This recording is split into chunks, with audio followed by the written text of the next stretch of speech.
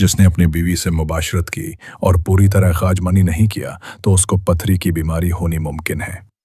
جس کو احتلام ہوا اس نے غسل کیے بنا اسی حالت میں اپنی بیوی سے مباشرت کی، جس سے مجنون اور پاگل لڑکا پیدا ہوا تو کوئی بعید بات نہیں۔ عورت کی شرمگاہ میں زیادہ دیر تک عضو مخصوص کو ڈالے رہنا شکم میں بیماری پیدا کرتا ہے۔ حائضہ عورت سے مباشرت کرنا جزام کے لیے پیش خیمہ ہے۔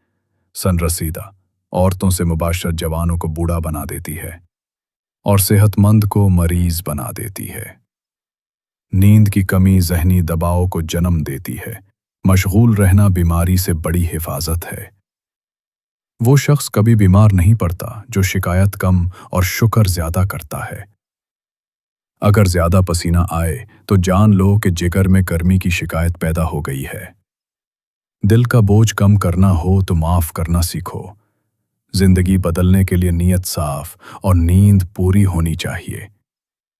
وہ لوگ زیادہ بیمار ہوتے ہیں جو دل کی بات دل میں ہی رکھتے ہیں۔